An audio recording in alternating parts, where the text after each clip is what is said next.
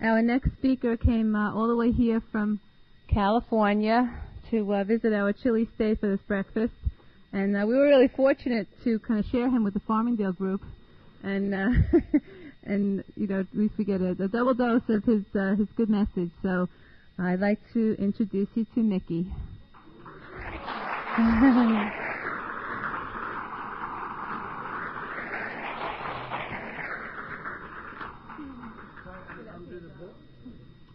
you. I got one here. Okay. Yeah. All right.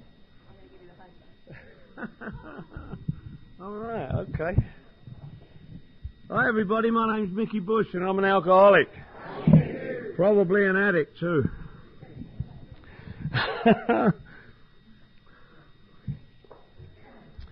I identify that way in Alcoholics Anonymous meetings.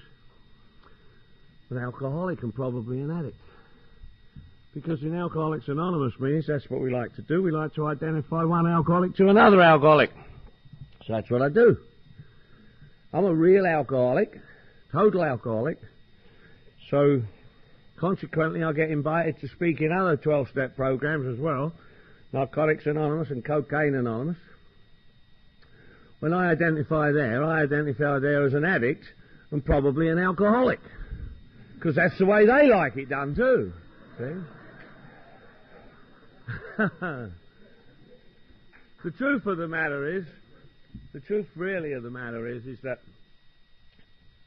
you know, some of you guys know me and you know that if there's a 12-step program, I'm a contender for it, for Christ's sake. Doesn't matter what it is. You know, AA, NA, CA, ACA, Overeaters, Little Peters, it don't matter what it is. You know.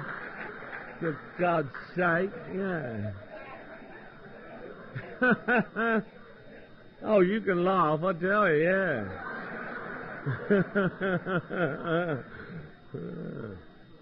Well, I want you to know that I got Liz and Glenn and people here who know me, and to be honest, I went to one of them Little Peter meetings. They wouldn't let me in, said I didn't qualify.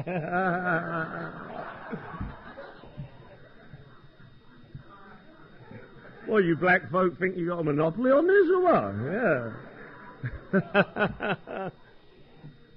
I could tell I'm a right bunch of sickos here this morning. I'm glad to hear. I want to thank Jean for sharing. Thank you, Jean. I just love this message. Thank you. Carried in this beautiful book, Alcoholics Anonymous. This book here is 3rd edition, but just happened to have a couple of these covers here, and I gave it to the guy whose book this is. Glad to see it's got some miles on it. You know, it's a used book, and just love Alcoholics Anonymous. Love the big book, Alcoholics Anonymous. I love the name Alcoholics Anonymous. I love the sound of Alcoholics Anonymous. I love the way it sounds. You know, Alcoholics Anonymous. I like people who say Alcoholics Anonymous a lot. Alcoholics Anonymous. It has a kind of a ring to it, you know. Well, the way I say it, the way you lot say it, I mean, you bloody lot speak funny, you know what I mean?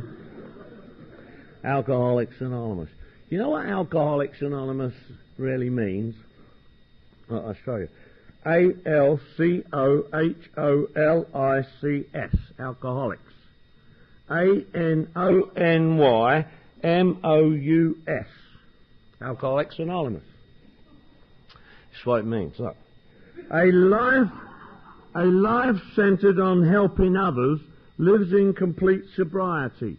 Actions, not our names, yield maintenance of unity and service.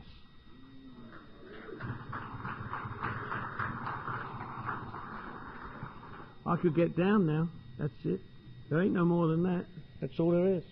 It's all there in this book. Anybody read this book, by the way? It's a good idea. You know. Love the book, Alcoholics Anonymous. I want to thank Eileen for inviting me and the committee and whoever it is puts this together. It's a wonderful event. I love it. Love being an active member of Alcoholics Anonymous. Been an active member since day one. Never knew what I was doing, but I was active. Yeah.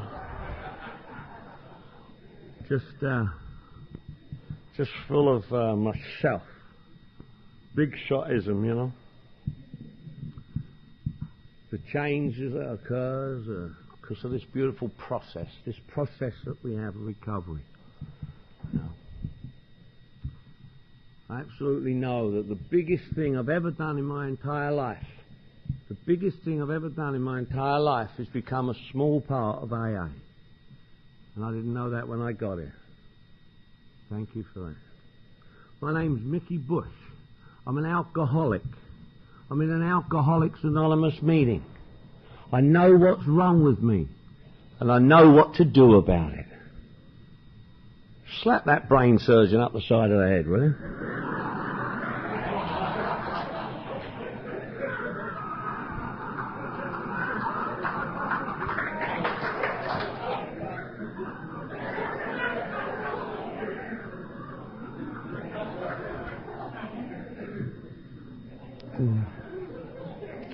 I know who I am, what I am, where I ought to be, what's wrong with me, and what to do about it. That's a lot of shit right there. I never knew that when I got here. Never had a clue. Never had a clue. Never knew nothing about nothing. Never knew nothing about nothing when I got to Alcoholics Anonymous on January the 15th, 1983. On January the 15th, 1983, I got to the first meeting that I consciously remember going to.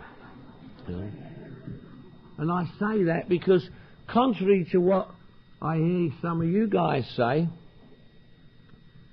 some of you guys say that your best thinking got you here. Or I hear people say your best thinking got you here. My best thinking never got me here. I mean, I can't imagine that, seriously. I mean, I'm a blackout drinker like Gene described, and I came out of a 2-day blackout. You think I came out of that 2-day blackout and looked in the mirror and said, Mick, your life is a mess, you better go to AA and sort the bugger out? I mean, my best thinking never got me here. One of you dudes with 2.5 years come and save my arse. God. Carried this message, 2.5 years sober. The beautiful book says something in there that I go, what? It says, you know, you can quickly diagnose yourself. You can quickly diagnose yourself? How the hell do you do that?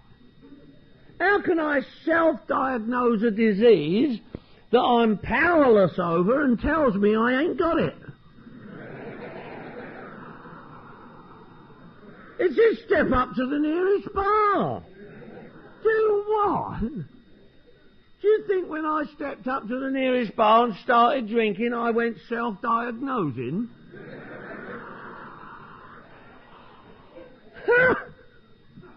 I'd tell you how the bloody space shuttle blew up, but I wouldn't know nothing. I never knew nothing about self-diagnosing. I didn't know nothing.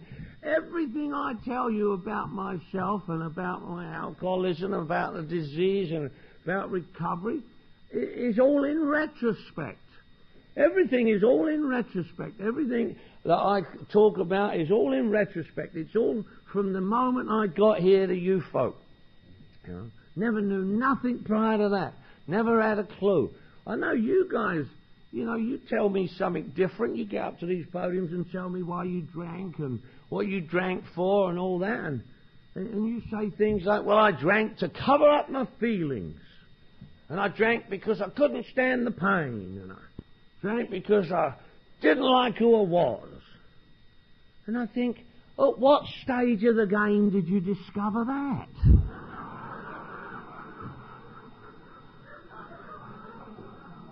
I can't imagine that. I can't imagine going into one of those millions of bars that I went to and saying to the bartender, hey, bartender, hit me with a triple shot of your best shit because I can't stand who I am and I want to cover up the pain tonight. Where does that come? I don't know. I never knew nothing. I never knew why I drank or what I drank. I didn't know nothing. I don't know why I do what I do and did what I did. I had no idea. I don't know I'm an alcoholic. I don't know nothing about nothing. I mean, I drank. That's what I did. That's what I always did. Always drank. I never remember not drinking. Always drank. I'm from northwest London, London, England. You probably picked up on that, right? This is the way I talk. Alcohol never done this to me. You know what I mean? Yeah. I'm a limey, lush and loady. Yeah. I'm from northwest London. Everybody drinks. Nobody I know didn't drink. I don't know nobody who didn't drink. Everybody drank. Anybody who didn't drink didn't hang out with me. No one hung out in our crowd who didn't drink. Anybody who didn't drink, they were weird, man. And they did weird shit, too. I mean, like talk to police and stuff. I don't know anyone who did that. I don't know anyone who done that. We just drank. We drank if the team won, we drank if the team lost, and if it was a tie, we drank till there was a result. You know? We drank. And I drank like you, or you drank like me. I don't know, one or the other. I drank till I was full up, or as near to being full up as I could get at any given time. Drank all the time. Drank. If I never had skin, I'd have just formed a puddle. You know, I mean, I would just drink. I don't know about nothing. I don't know about nothing else. I drank. I always drank. I always drank alcohol. Always, always, always. Never only drank it, but always drank it. You know, always drank alcohol. So did loads of other shit too. Did mountains are good shit. Mountains are bad shit too. Like drugs. Always did loads of drugs as well. I don't know whether you did drugs or not, but I'm a real alcoholic. A real alcoholic. I've got a right to as much dysfunction as I like. Tell me. I know there's some alcoholics who don't like hearing about drugs in AA meetings. I don't know. I don't know whether you did drugs or not. I did. I did loads of them. I don't know whether you're an alcoholic who didn't do drugs. I mean, I'm sure there's alcoholics that didn't do drugs. I meet them once in a while. If you're an alcoholic that just and only drank, you know, I'm really glad you're here. I mean, I don't know. If you're an alcoholic that just and only drank alcohol, a specialist, you know, I mean...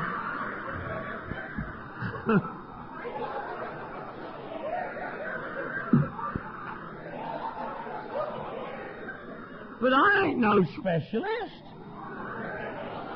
I'm a chemical gourmet. I told my sponsor, I said, I'm a chemical connoisseur. He said, you ain't no, you're a chemical kind of sewer. Yeah, that's what you are. Yeah.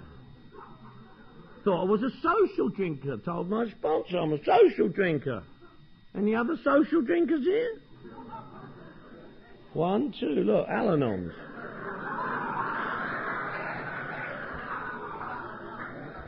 I know there's Al-Anons in here because I can feel myself being released. You know? Oh, yeah. This is a disease of denial, folks. This is a disease of denial. I don't know it's a disease of denial. I wrote a word that covers denial. D-E-N-I-A-L. Don't even notice I am lying. Runs really deep. Look, we had 2 hands. It must be, I don't know how many folk there are in here. Looks 200 or 300 people. I don't know. Looks like a 200 or 300 people crowd. But there was 2 people raised their hands when they said they was social drinkers. Well, we'll see how deep this denial goes, shall we? I was a social drinker because every time anybody said I'm going for a drink, I said, so shall I.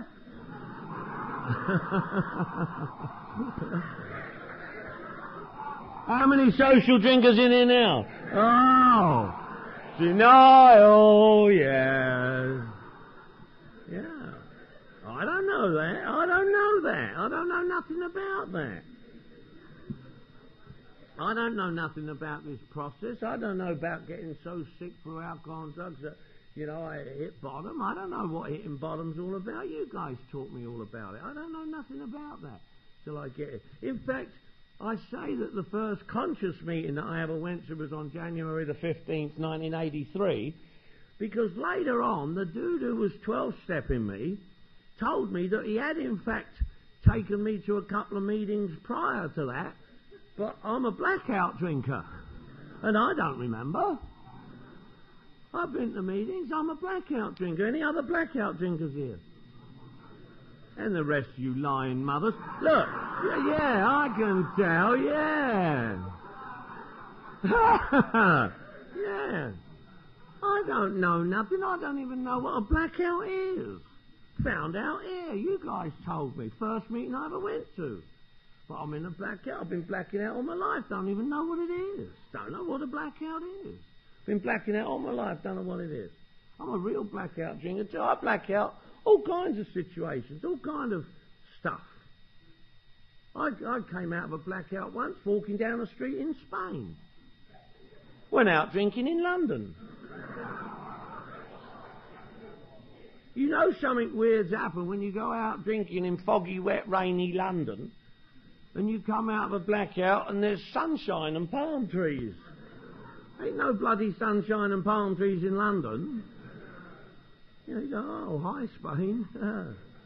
I don't know where I've been, what I've been doing.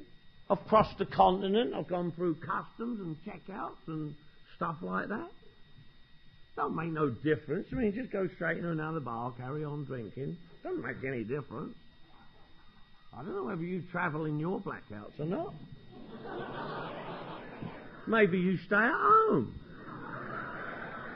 with the miracles you met the night before. Do you ever do that? Do you ever go out drinking and have miracles happen in front of your very eyes?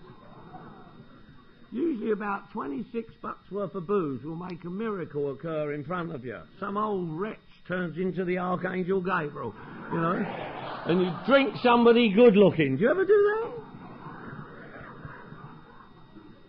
Sometimes you wake up next to it in the morning. One time I went, oh, get out. Goddamn ugly, get out. She said, you get out, this is my house.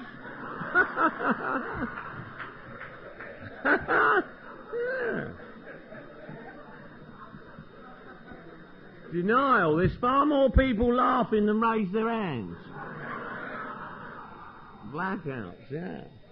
I don't know about this. I don't know about none of this. I just come out January the 15th, 1983. The process working. One more time. I don't know what's different about January the 15th, 1983 that's any different to any other time I go out drinking and black out, but, they say when the pupil's ready, the master appears. I absolutely know that this particular time God is doing for me what I couldn't do for myself. I am absolutely convinced of that. Believe it entirely. I hit bottom. I don't know I've hit bottom. I don't know nothing about hitting bottom. You guys taught me along the path. Part of the process, you taught me about hitting bottom. I hear people talk about their bottom being where they're broke, busted, disgusted, and not to be trusted. Where they lose everything, where she's left them, the kids are gone, where they're, hustling the Broadway, feet to the curb, trying to earn $1, or whether they're in the penitentiary, married to Bubba, or something like that, They talk about all this stuff that's their supposed bottom. Wasn't my bottom. That's the circumstances that enable me to hit bottom.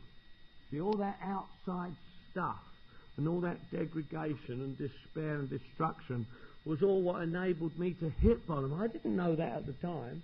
Hitting bottom's an inside job. Hitting bottom's an inside job, not an outside circumstance. And it was an inside thing. I hope everything comes out all right.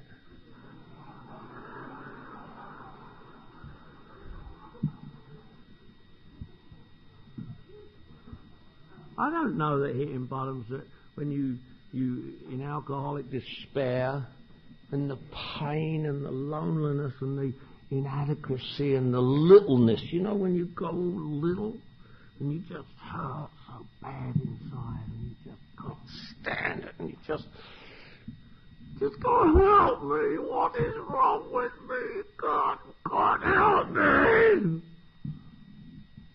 Anybody relate to that? When you're in so much despair, you just turn to anything. Don't matter whether you understand it or not, you just got to have some help. And you ask for help. Ask, A-S-K. Ask saving kit. Here's your ask saving kit. You ask for the help. H-E-L-P. Here's ever-loving presence. Holy shit. And it was almost like the old man was looking over my shoulders and he said, Mick, you silly bugger, I've been waiting for you to ask. Now get yourself over to that AA meeting. God sent me to you guys. Here it was, the 12-step spiritual fellowship. Here was the power.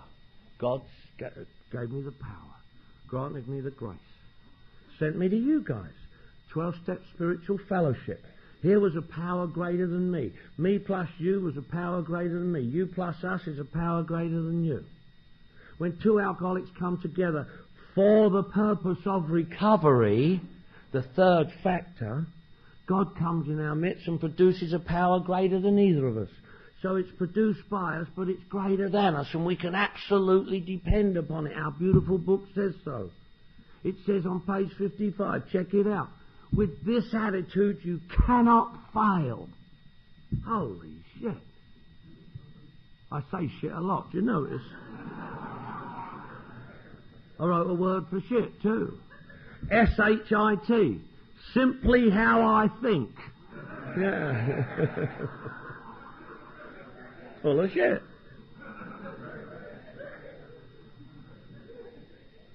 God. Here it was. Here was the power. That's why today I know that the power sufficient to recover from alcoholism and stop drinking, like the first 2 steps says, is different to God. The power is different to God. God enabled me to get sober by producing and granting me the power. This power right here. Everybody in this room has the power sufficient to enable them to not drink, like the second step says. What are you doing here? Come here to believe. What in? A power greater than yourself. Why? Restore me to sanity. People who are sane don't need restoring to sanity. What's the insanity? Repeating the same behaviour and expecting a different result. Drinking. So to be restored to sanity means not drinking. And here was the power. Here was the power necessary for me to enable me to not drink. Here it was. God sent me to you. God sent me to you guys. And here was the power. Now, I had to take part in this thing. And if you're going to meetings and just cruising to meetings and think hanging out with drunks is all it takes, you're missing the deal. If you think hanging out with drunks is all that matters, go down any skid row in any town, in any country in the world, and you'll see drunks hanging out together. Drunks have always hung out together. Ain't no big deal about that. But when two alcoholics come together for the purpose of recovery, which is the third factor, we didn't invent this. This is in the scriptures, the Quran, the Old and the New Testament, the Bible. When two are gathered in my name, I come among you. Holy shit. Here was the power. Wow. Wow. I didn't know I was powerless. I never knew I was powerless over alcohol. What does that mean, powerless? Well, think about it. You guys taught me to be powerless over alcohol. Not people, places and things.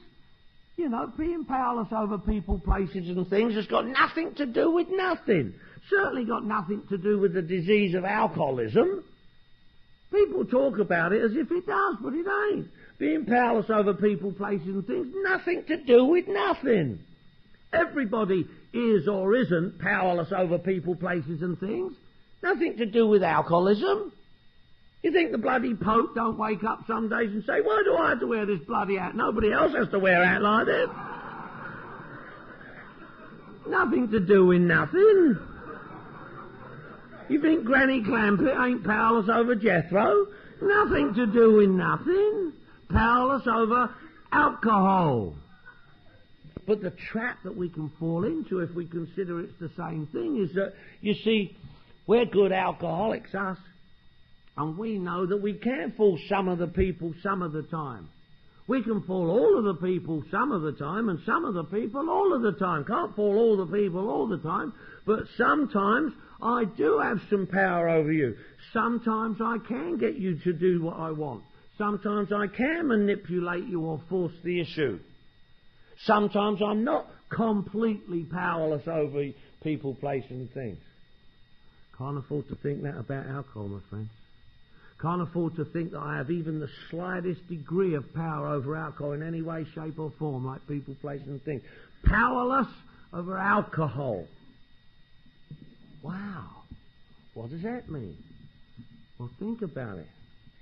If God is the source and God is the power over everything, and He either is or He isn't, our beautiful book says that, God is either the source or He's not. God is the power over everything or nothing. So, if He's the source and He's the power over everything, and I'm powerless over alcohol, then I have no God in my life when it comes to alcohol. I can't have, can I? Can't have no God in my life when it comes to alcohol if I'm powerless over alcohol. Wow.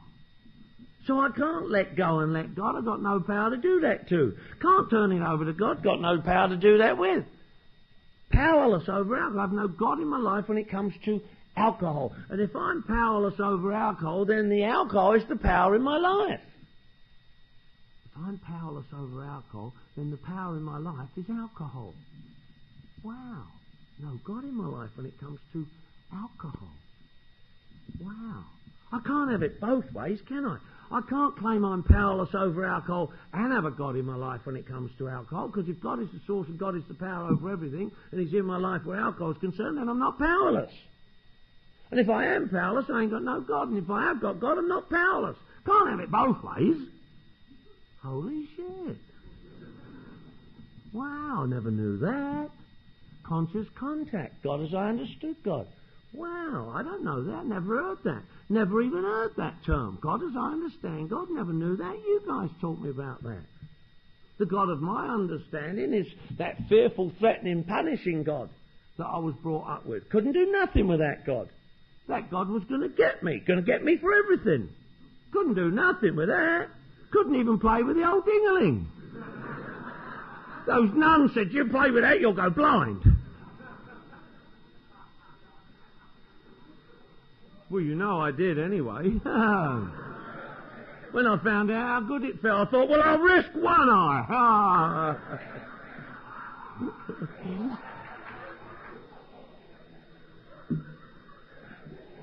Couldn't do nothing with that God.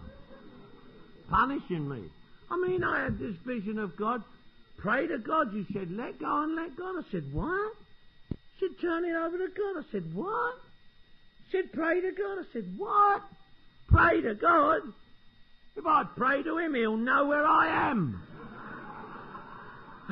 I've been ducking God for years. My head, that vision that they gave me was God was going to get me, man. I thought if I pray, Heavenly Father, there you are, you little sucker, I've been looking for you. Yeah.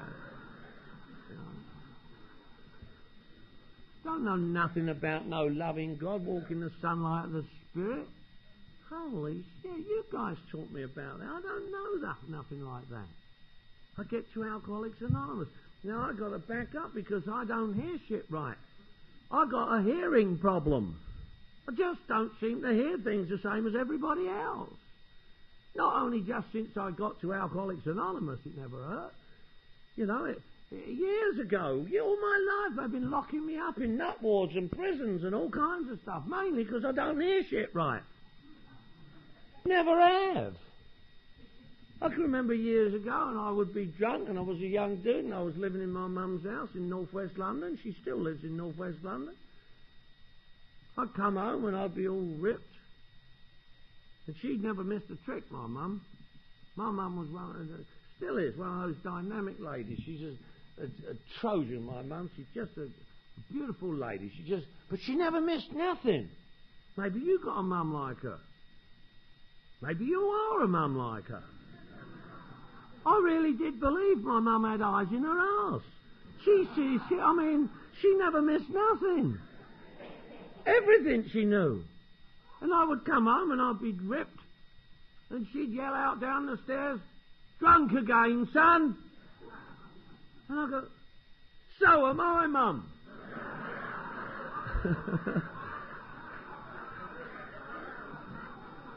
Because I don't hear shit right.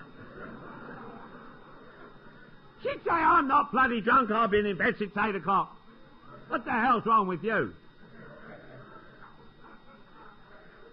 Those words, just through my life, people have said to me, "What is wrong with you?" Are there any other weird people here? Yeah. All my life people said, "What is wrong with you? You're weird, you are. Do you know what? You're weird. What the hell's wrong with you? For Christ's sake, what's wrong with you? You're goddamn weird. Now get the hell away from me, weirdo.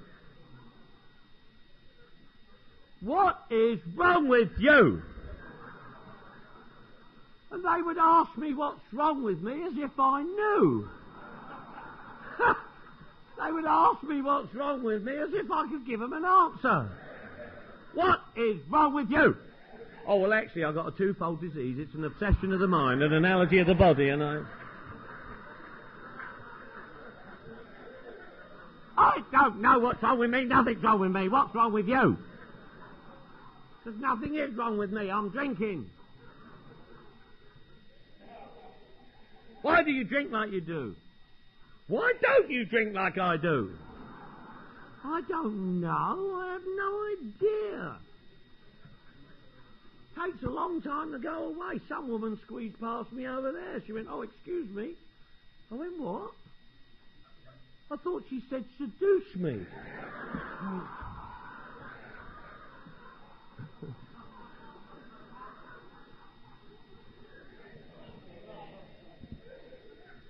I got to AA and they said, "Get a job." I said, "What?" "Get a job." "What do you mean?" "Go to work." "What?" "Go to work." "Go to work?" "Get a job. Go to work." I said, I don't know how I'd get there. He said, "Get a bus." "Get a bus? Get a bus." I don't do buses. I know everything, but I don't know how to get a bus. I thought, I know what I'll do. I'll rehearse getting a bus. I'll go down and practice getting a bus. I live just above Sunset in West Hollywood in Los Angeles. I walked down to Sunset and I watched the buses go by. It was all full up with people. Well, I get a bus. I stood at a stop and didn't know where it was going or what. Bus came along, got on the bus. Guy said, "Put some money in the deal, in the trap." I said, "Oh, yeah, sure." And I put some money in the deal and I stood there, waited for something to happen. The bus pulled away and I went flying. I fell up against this chick with big ones. She said, "Move your hand." I said, "Sure." Squeeze, squeeze. They threw me off the bus. I don't hear shit right.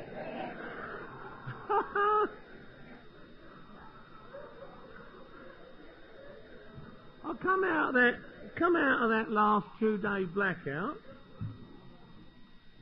and I'm sitting on my coffee table, and I don't know where I've been and what I've been doing. I went out drinking Sunday lunchtime. It's Tuesday morning. I don't know where I've been and what I've been doing. I can't, and I can't put it all together. I've got this kind of smatterings of memory, but they don't kindly, and I can't. Well, my friend was visiting from Spain. He's a international businessman. He calls himself an international crook, is what he is, And I call Mickey. His name's Mickey, so I call him up. He was really pissed off. I said, "What the hell's wrong with you? All my life we'd known each other. Or we scavenged our way out of the rubble of the Second World War in London, England, and, you know, we robbed and cheated and lied and screwed our way around the planet a couple of times together. I'm 40 years of age. Since we was 4 or 5 years of age, all our lives we've known each other. And he said, I know it won't happen again, he said, because I won't be in your company when you're drinking anymore. Why don't you just piss off? And I went, what? I couldn't believe it. What? I said, well, screw you. And I threw the phone down. I didn't know, but that was my answer to everything. Screw you. Well, there'd been another dude lurking around us at the time. He was an English rock and roll singer. I'd known him a long time, and he just seemed to have been around a lot. I never knew he was a member of Alcoholics Anonymous with 2.5 years of sobriety and was 12-step in my 6th month. But I've got to talk to somebody because I'm desperate and I'm all little and hurting and just, you know, confused and coming out of a blackout and I'm hurt, dope sick, and I call him up. Well, he's laughing. I said, what are you laughing at? He said, you. I said, what for? He said, because you do weird shit, that's what for. I said, what do you mean? He said, you don't remember what you got up to over the weekend, do you? I said, no. I said, what are you laughing about? He said, I ain't had a drink for 2.5 years. I said, then sure, how come? Because I used to drink like you. I said, what do you mean? And he laughed again. I said, don't keep laughing. I'm a delicate dude.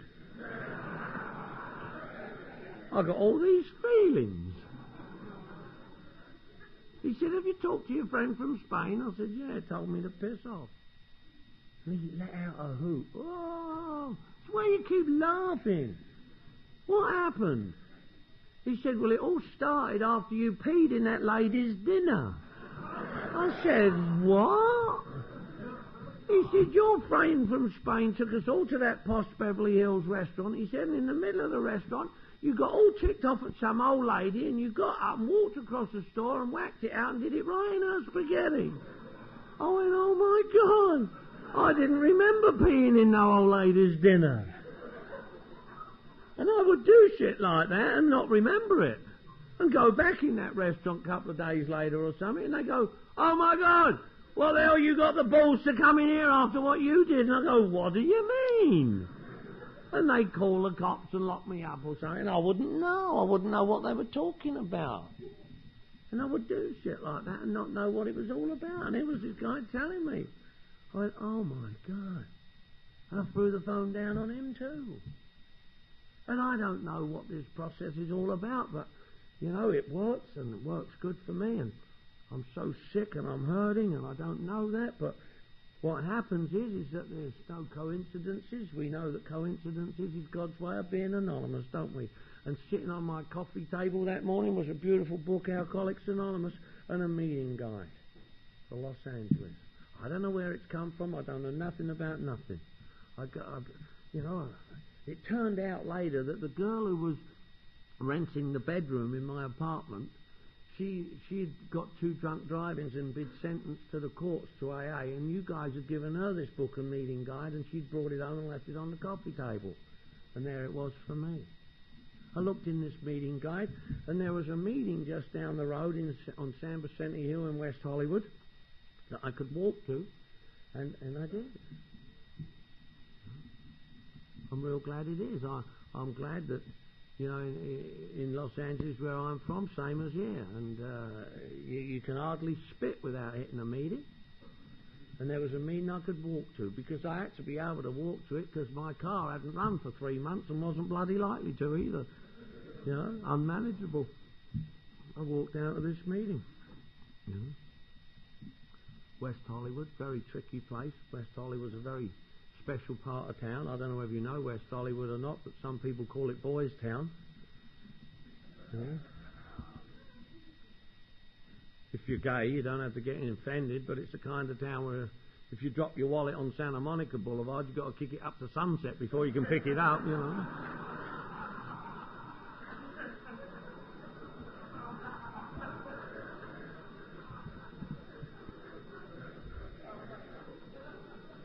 I walked down to this meeting. I don't know nothing about nothing.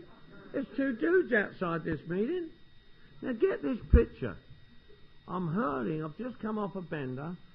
Booze and news is oozing out of me. I'm smelly, gross. I'm not this vision I stand before you today.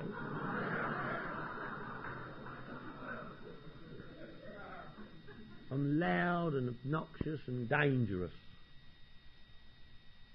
And I walk up to this meeting where this in the park there on San Vicente Hill, Architects of Adversity meeting, and these two dudes are there. One stepped forward like our greeters this morning. Thank you for greeting me again. One of them stepped forward with his hand out. I said, what do you want? He said, want to welcome you to AA, he said. I said, what? He said, welcome to Alcoholics Anonymous. I said, what? And the other guy said, keep coming back. I said, what for? He said, we love you. I said, I bet you do.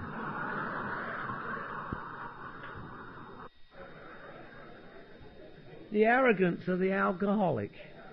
Here I am, as I just described myself, thinking they want to jump my bones.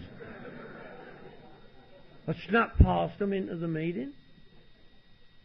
There's another English rock and roll singer there, and he walked right across the meeting hall, right at me. I went, holy shit, what are you doing here? You're nuts, you are. You're mental, you.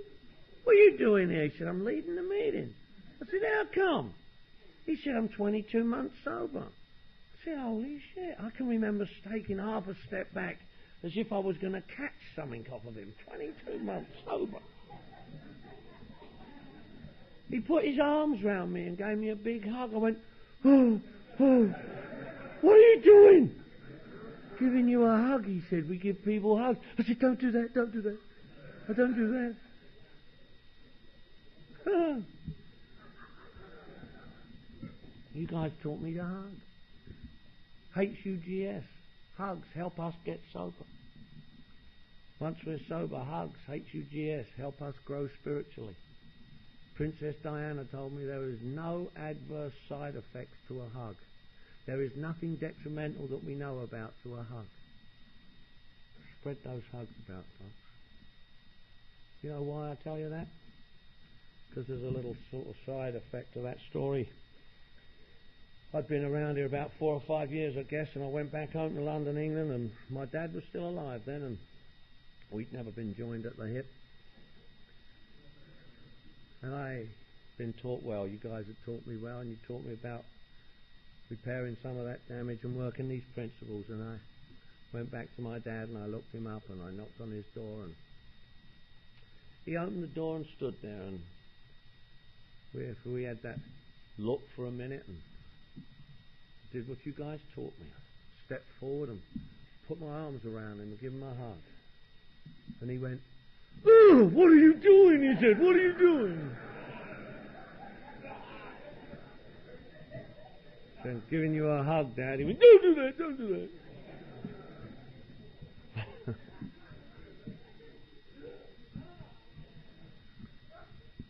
You know, we repaired some of that damage, and he didn't last very much longer than that, but I was able to give him a hug and do what you guys had taught me. Thank you. But that first meeting, the guy got up in my face and he gave me this message. This message. Not those messages, this message. We learn around here that you either stand for something or you fall for anything. Now you may be a different kind to me, I don't know, but we say we love each other and unconditional love and we're gentle and this and that. Not me. What happened for me is exactly what I needed to have happen to me. Because I don't know nothing about love and kindness and unconditional and all that stuff. I don't know nothing about that. You know, I'm a little better than an animal. One of you guys got up in my face, and contrary to what a lot of you guys say, some people say we can't tell anybody they're alcoholic. Our beautiful book don't say that. Our beautiful book don't say we don't tell folk they're alcoholic. It says we'd rather not, or we prefer not to. But on page 187, when Bill and Bob were doing the man on the bed, the third member, read it, page 187, it says, you are an alcoholic. Page 187. And that's what this dude got up in my face. He went, you're alcoholic. I said, what? You're an alcoholic. I'm an alcoholic? You're an alcoholic. Alcoholic? You're an alcoholic. I'm an alcoholic? You are an alcoholic. Alcoholic? You're an alcoholic. I thought that's bloody mean to say a thing like that. Don't even know me. You're an alcoholic. What do you mean? That story you just described, the blackout, alcoholic blackout. I wasn't in no blackout. I was awake. I was doing shit. He said, I said, blackout, idiot, not pass out. I went, oh, wow. Alcoholic. Alcoholic. I'm an alcoholic. You're an alcoholic. Alcoholic. I'm an alcoholic. I am an alcoholic. Holy shit, alcoholic. Far out. Far out. I'm an alcoholic. Far out. I'm an alcoholic. They've been locking me up in nut wards all my life. I ain't nuts. I'm alcoholic. Far out. That was like a step up for me to be alcoholic. Went, wow, I'm alcoholic. Holy shit. Don't know what one is. Alcoholic. I couldn't wait to run home and tell my best pal, the pal that morning had just X'd me out of his life. I ran home and went, hey, guess what? I'm alcoholic. I'm powerless over alcohol. My life's unmanageable. He said, no shit. I thought it was going to be a surprise. Everybody knew except me. Alcoholic. Alcoholic. Wow. What do you mean, alcoholic? He said if it looks like a duck and walks like a duck and sounds like a duck and smells like a duck, it's a goddamn duck. Just because it's been taking some shit and thinks it's an eagle, no, you're a duck. You're a duck, I'm a duck. Quack, quack. Ha! Ha! I've been quacking around here ever since. But he gave me this message. I never knew it at the time, but that was the message. He told me what was wrong with me, told me the truth. It had never ever gotten through to me before. Nobody I knew had ever got through to me before. They'd locked me up, they'd bashed me up, they'd incarcerated me, they'd chained me down, they'd shot me up with all kinds of drugs and tranquilizers, they'd zapped me on electric machines and... You don't volunteer for that shit, by the way. You know. It didn't work. Not till I came here to Alcoholics Anonymous and you did the magic that works in Alcoholics Anonymous for alcoholics. One alcoholic came together with another alcoholic and explained to me the truth about me like I'd never heard it before. The magic that we have in these rooms. One alcoholic to another alcoholic. That's why we come here, don't we? We come here to share our experience, strength and hope with each other. Those folk out there, they don't know. They don't understand this. My own mum don't understand this. My own mum don't understand me as well as you guys who are laughing the language of the heart, sharing with me here today. Every year I walk home to my mum's house. I go home to London, England, to see my mum every year, and every year I walk into her house, and I walk into her house like this year, and I say, Mum, I'm 15 years sober. She says, so is the cat.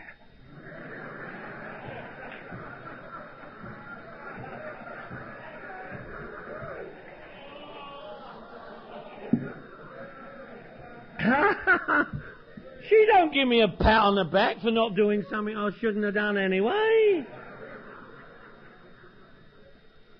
But she ain't alcoholic. It's an amazing thing, me and my mum used to have a terrible relationship, you know. She used to bash me and I used to bash her, and today we have a beautiful relationship. Oh man, we just have a tight-knitness that's just wonderful, the love of a mother for her son.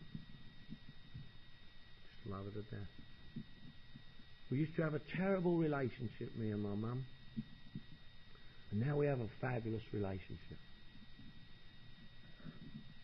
And she ain't been to one meeting.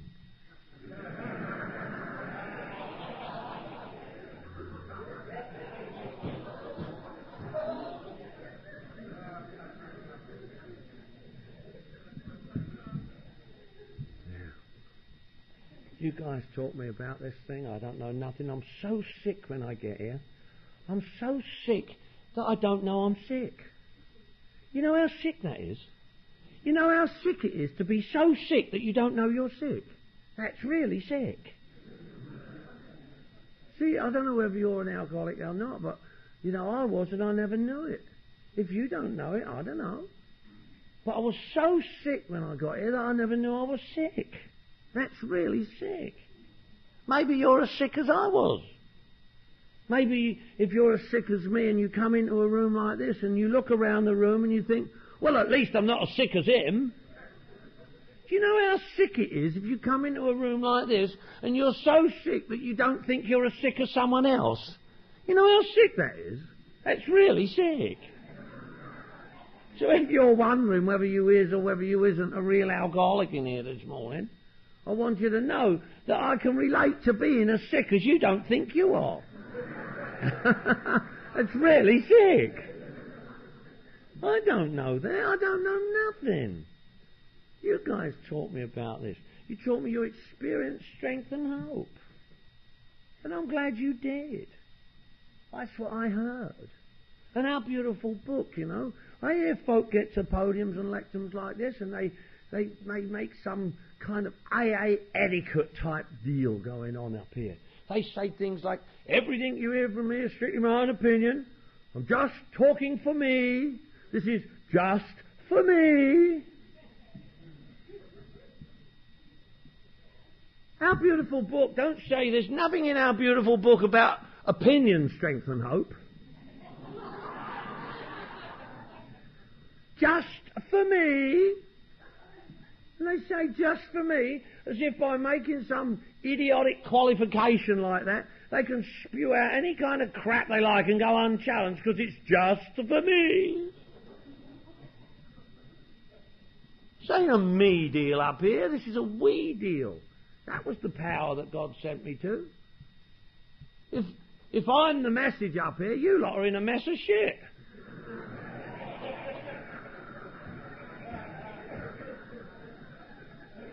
This ain't my opinion. I ain't giving you my opinion. This is my experience that you gave me. My opinion? I don't give opinions. And you know, it's very dangerous for us to get up here and say, everything you hear from me is strictly my own opinion. Because you know why?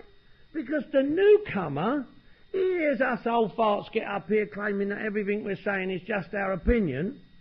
Then he thinks his bloody opinion counts too.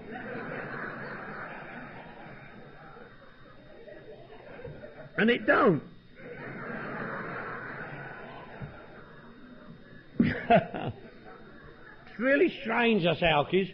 We lose everything for our drinking and drugging, and having lost everything, we come in here and the first thing we get back is our opinion.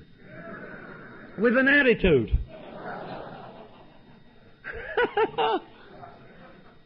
I don't know, no. I don't say that up here, folks. I just pass on what you guys taught me. You taught me about walking in the sunlight of the Spirit. Out of the depths of the darkness and disease into the sunlight of the Spirit. I'm forever grateful. I don't know nothing about that.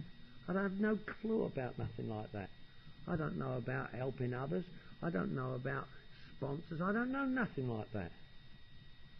And I don't hear shit right. And I'm sober in Alcoholics Anonymous. And I think I'm doing good. And I'm 6 weeks sober. I took a 30-day chip. The guy who 12-stepped me was English rock and roll singer. He come in up the road and he took one look at me and he came there. He went, Mick, he said, what happened to you? I said, what do you mean? He said, I heard you were doing good. I used to phone every day.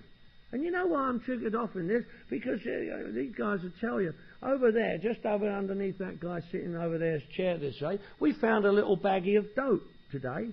Today, this morning, in this meeting here, we found a little $10 baggie of pop.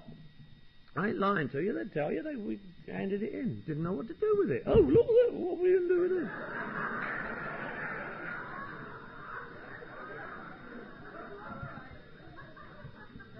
Door prize.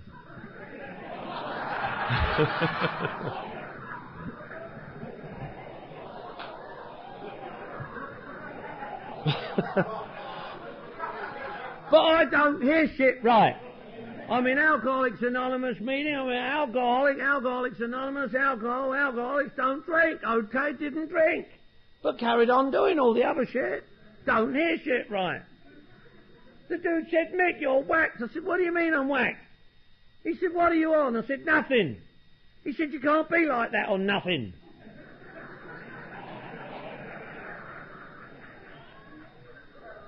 What are you on? I said, nothing. I ain't even had any of that spiritual booze. You know, that Christian Brothers brandy. You know. He said, what did you do since you got up this morning? I said, same as I do every morning. What? He said. I said, I woke up and I lit a joint. He said, what? I said, I always smoke a doobie before I get up. I said, like we had some good indica bud come in over the weekend. He said, you can't do that. I said, what do you mean we can't do that? He said, it's a mind-altering chemical. I said, no, it ain't. It's pop. He said, keep coming back. What a dick. I said, screw you. It don't mean pot. I like pot. I ain't got a problem with pot. Pot only does two things to me. It makes me horny, makes me hungry.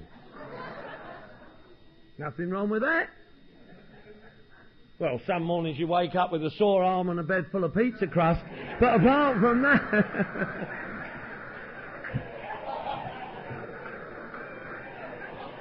Oh, sick bunch, see? Yeah. Anybody here do a little pot? Anybody do a lot? No shit. I do cocaine too. Anybody here do a little cocaine? Anybody do a lot? No shit. I like speed, crystal, crank. Anybody do a little speed, crystal, crank? Anybody do a lot? No shit. It make your dick disappear too. Yeah. Oh, yeah.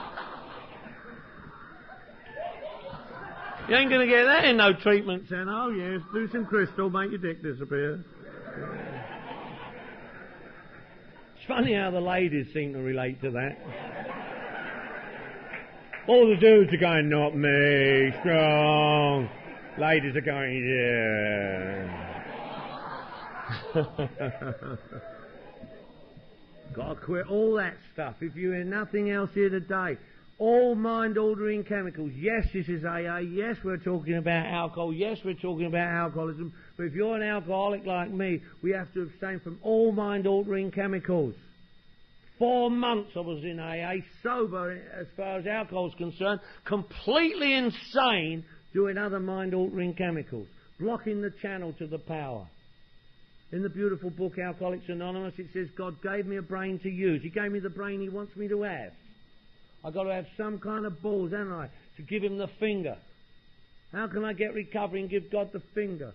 And what else would you call it other than giving him the finger by taking a mind-altering chemical? He gave me a brain he wants me to have, and I'm going to change that brain with that mind-altering substance of any kind. Thanks for that brain, God, but hey, I want to alter it. I think I'll alter it with this mind-altering chemical of any kind. What else would you call it but giving God the finger? Can't get any recovery from that. Can't get any recovery from that. Go back to being powerless. See? When I hit bottom, I invited God into my life as far as alcohol was concerned. And God sent me to you guys, a 12-step spiritual fellowship. You guys introduced me to the big book Alcoholics Anonymous. In the big book Alcoholics Anonymous was a spiritual program of action, a design for living, a blueprint for life, you called it. 12 spiritual steps. Introduced me to a sponsor. Today I sponsor other people. You know how much power that is? You know how much power over alcohol that is? I don't walk around here telling people I'm powerless over alcohol today. It always seems to amaze me when folk tell me that they're powerless. It sounds like the disease is getting them to deny the power that's in their life. When I invited God into my life as far as alcohol was concerned, He sent me to you guys, 12-Step Spiritual Fellowship. You introduced me to a big book, Alcoholics Anonymous, BIG, Believing in God Beats Our Old Knowledge. In the beautiful book was a program, PROGRAM, People Relying on God, Relaying a Message. The beautiful book, the 12-Step Spiritual Program, was 12 steps. STEPS, Solution to Every Problem Sober. You told me if I didn't replace the alcohol and drugs with the program, I would go crazy, go nuts, NUTS, not using the steps. I said, what shall I do about that? He said, get a sponsor. What's a sponsor? SPONSOR, sober person offering newcomers suggestions on recovery. That's what a sponsor is. Holy shit. Wow. Today I sponsor other people, got a design for living, a blueprint for life, a program of action, ACTION, any change to improve our nature. Change, CHANGE, choosing honesty allows new growth every day. Holy shit. Faith and trust, FAITH, fear and insecurity, trust Him. Trust, TRUST, try relying upon step 3. Holy shit. Powerless? Why would I say I'm powerless? I don't tell people I'm powerless today. I've got so much bloody power over alcohol today, I don't know what to do with it. I said to my sponsor, what shall I do with all this power I've got over alcohol? Give it away, he said. Go to bloody Long Island, they don't want it anyway.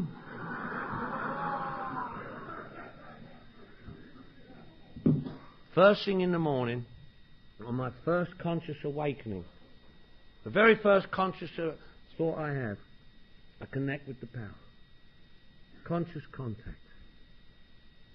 That's when I'm powerless, when I'm on my own.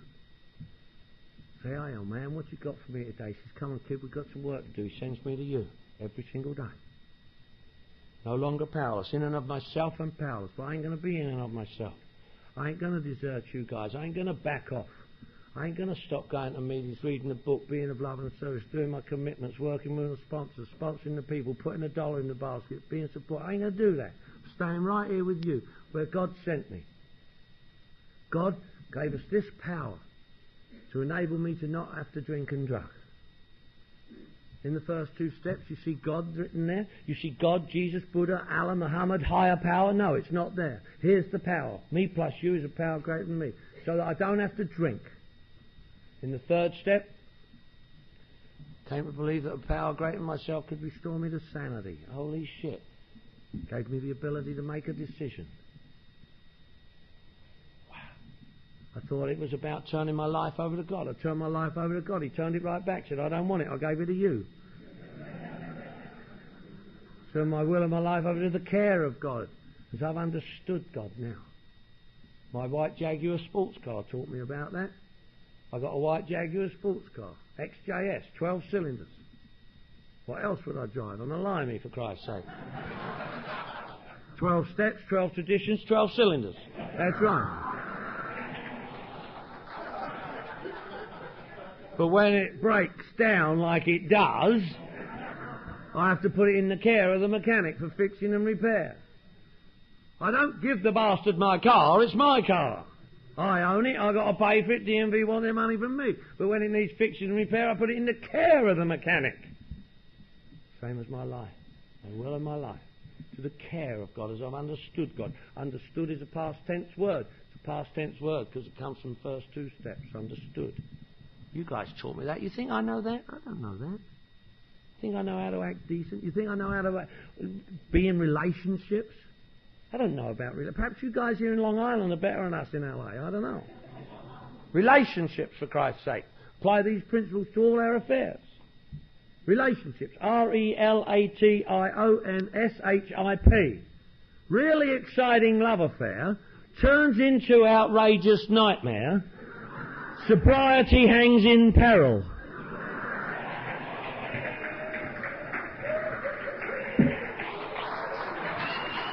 Oh, you're a sick bunch too, huh? We got a timeout? Timeout? Good, good.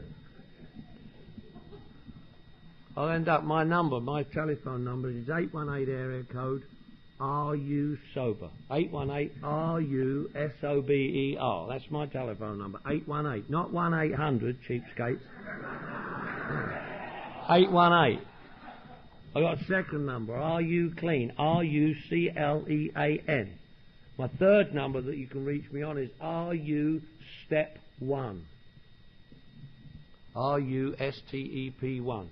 And I don't tell you the figures either because they're easy to remember, but they're a bastard to dial. Because you've got to stop thinking of yourself for 2 minutes to do it, you know what I mean? I'm absolutely thrilled to be here and be among you. Never did a damn thing honourable enough to warrant the privilege of being a member of Alcoholics Anonymous. Nothing. I never earned my seat here. Never worked for a start. It's a freely God-given gift. I thank you for that. I have no concept of being able to describe to you, the beauty and the feelings that I have about the recovery process. And my mum thanks you too. My mum's immensely proud of me and all her girlfriends. She's 82. She's back there in London, England. She's 82 years of age. And all her old girlfriends come round and they sit around and they drink tea and tell lies. And she tells me all her girlfriends say to her, "Tell us some more stories about Mickey in America, Mary." And her chest goes out and she's proud. She's got the American flag in a triangular thing on her mantelpiece, which you guys sent over to her. You flew the American flag from the Capitol building and put it in a cabinet and put on that cabinet, this flag flew over America to celebrate Mickey's birthday. She's got that pride of place in her mantelpiece. From another AA gig that I did in Washington. I sat in the Speaker's chair on the floor of the House of Representatives, your chair. You know what the chair I'm talking about. Sitting in the Speaker's chair on the floor of the House of Representatives. Looked out over the people like now. And I'm a weird bugger. I saw the funny side of it. I come from a nut ward for the criminally insane. I'm sitting in the Speaker's chair on the floor of the House of Representatives. I went into a laughing fit and I slipped off the chair. Congressman from Seattle picked me up. He went, "Mick, what's the matter with you?" I said, "You'll never understand." How does a dude like me come to nut ward for the criminally insane and sit in your chair? Make an old lady proud. I don't know how to do that. You guys teach me that. And I ain't going nowhere. I'm staying right here with you guys, where I belong, where God sent me to begin with. And I tell you something that ain't in the big book, which I distinctly remember from that very first meeting. The most common terminology in AA throughout the world is what you told me that very first meeting, and it ain't in the book. You said, "We love you. Keep coming back." And I do you. God bless.